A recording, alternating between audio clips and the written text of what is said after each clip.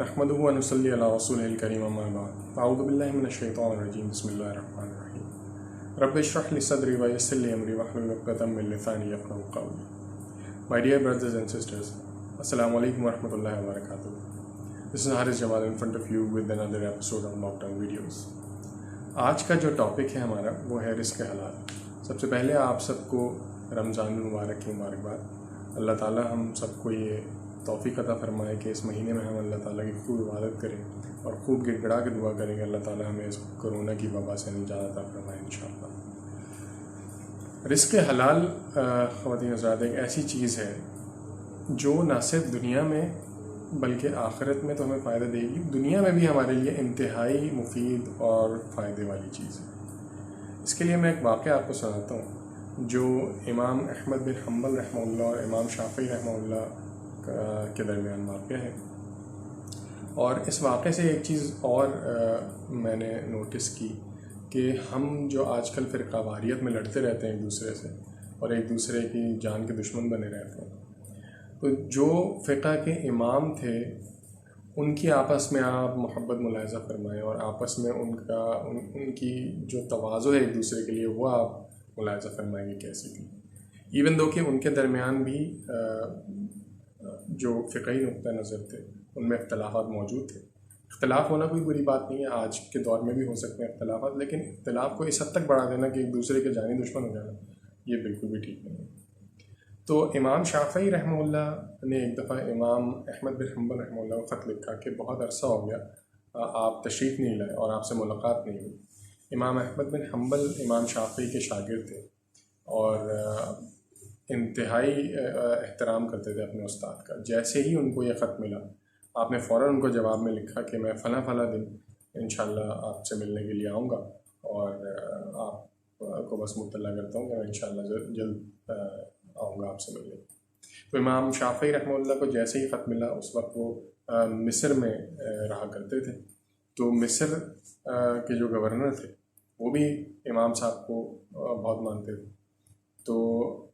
वो उस वक्त मौजूद थे उनके पास और उनको भी पता चला कि इमाम अहमद बिन हम्बल रहमतुल्लाह तशरीफ़ ला रहे हैं। तो उन्होंने इमाम शाफ़ी से कहा कि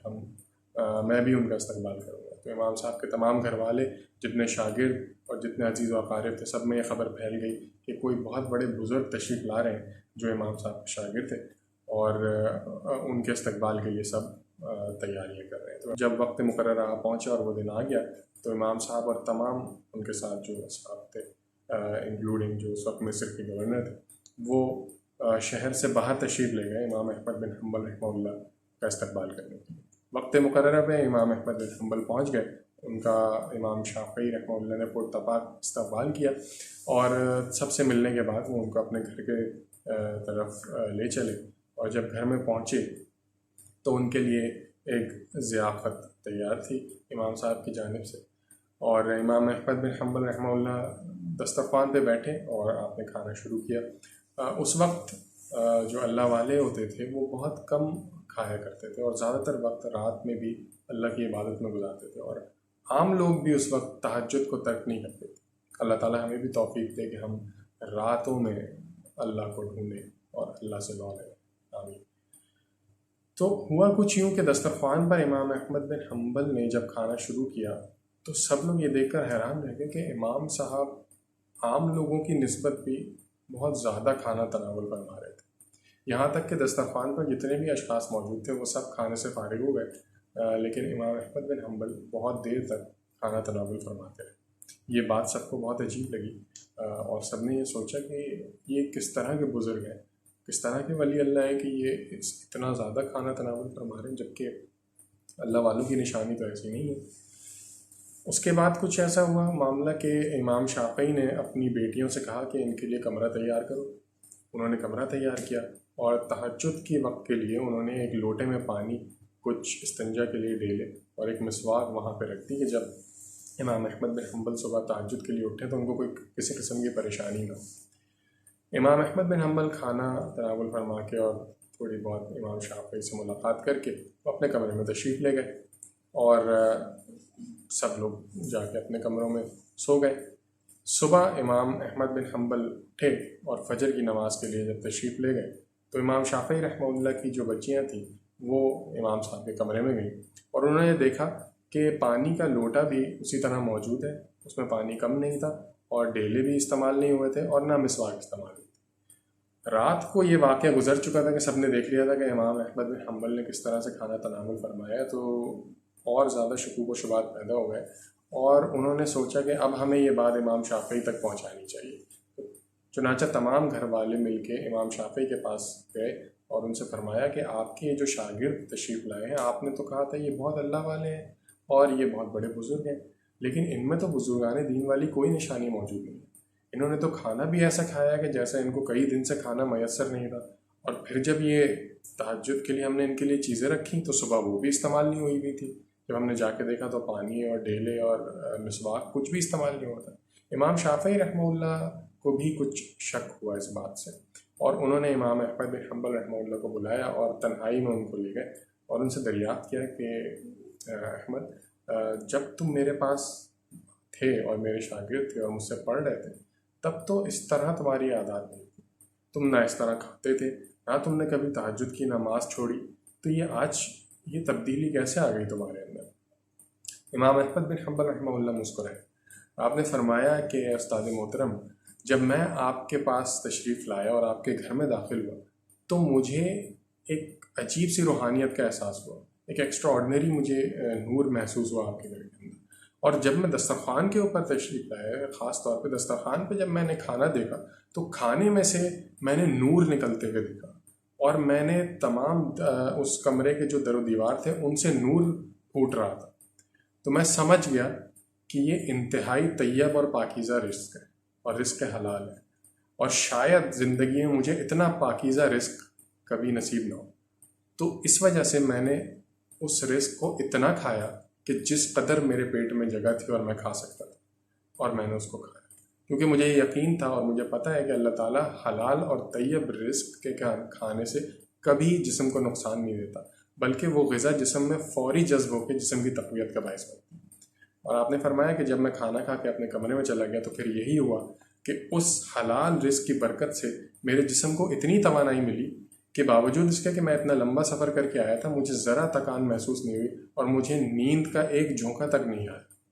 اور میں ساری رات جاگتا رہا۔ اور جب مجھے نیند نہیں آ رہی تھی تو میں قرآن اور حدیث کی کتابیں کھول کے بیٹھ گیا، اور پوری رات میں نے 100 ایسے مسائل نکالے قرآن اور حدیث کے جو پہلے کبھی میرے ذہن میں نہیں آئے تھے، اور نہ ان کے حل کی طرف کبھی میرا دھیان گیا تھا، تو میں نے ان تمام مسائل کے اوپر استنباط کی۔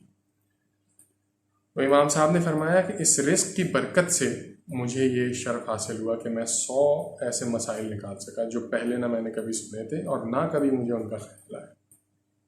یہ سن کر امام شافعی بھی مسکرائے اور بہت خوش ہوئے، اور اپنے تمام گھر والوں کو جمع کر کے ان کو تمام واقعے سے مطلع کیا، اور پھر ان سے فرمایا، اپنے گھر والوں سے کہا کہ آپ سب امام احمد بن حنبل رحمہ اللہ سے معافی مانگے کہ آپ نے ایک اللہ کے ولی کے اوپر شک کیا۔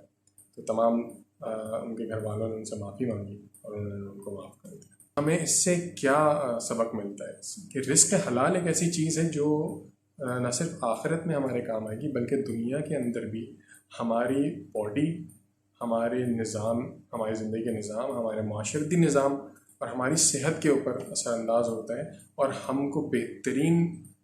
جو نتائج حاصل ہوں گے وہ حلال اور طیب رزق ہوں گے۔ آج ہم دیکھتے ہیں کہ ہمارے معاشرے میں کس قسم کی بیماریاں پھیل رہی ہیں، ہر کوئی شخص بیماریوں میں گرفتار ہے، صحت کے مسائل، ہر قسم کے مسائل، معاشی مسائل، گھر میں لڑائی جھگڑے، ان سب کی ایک وجہ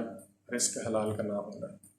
آج ہم اس پہ توجہ نہیں کرتے کہ ہم سود لے رہے ہیں یا نہیں لے رہے، ہم رشوت لے رہے ہیں یا نہیں لے رہے، ہمارا ذریعہ معاش حلال ہے یا نہیں ہے، ہم جس ادارے میں کام کر رہے ہیں وہ سودی لین دین تو نہیں کرتا ہے، ہم نے جہاں اپنے پیسے رکھے ہوئے ہیں وہاں پہ کوئی سود انوالو تو نہیں ہے، ہم جو اس کا منافع لے رہے ہیں سرٹیفکیٹس کے اوپر کیا وہ سود ہے، ہم جو پرائز بانڈز لے رہے ہیں کیا وہ سود ہے، کیا وہ جائز ہے، کیا وہ نہیں ہے، اس کے اوپر کوئی بھی توجہ نہیں ہے ہماری۔ تو میری آپ سب سے یہ درخواست ہے کہ اپنے جو بھی ہم کما رہے ہیں، جن ذرائع سے بھی ہماری کمائی ہمیں حاصل ہو رہی ہے، ہم خدا را اس پہ یہ توجہ دیجیے کہ وہ رزق حلال ہو جس حد تک ممکن ہے، تاکہ وہ ہماری نجات کا باعث بنے اور دنیا میں بھی ہمارے فائدے کا باعث بنے۔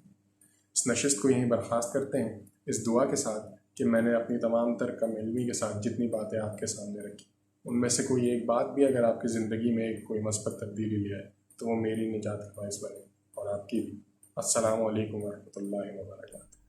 یا رب میں تجھ سے تجھے مانگتا ہوں، تیرا عشق تیرا کرم مانگتا ہوں۔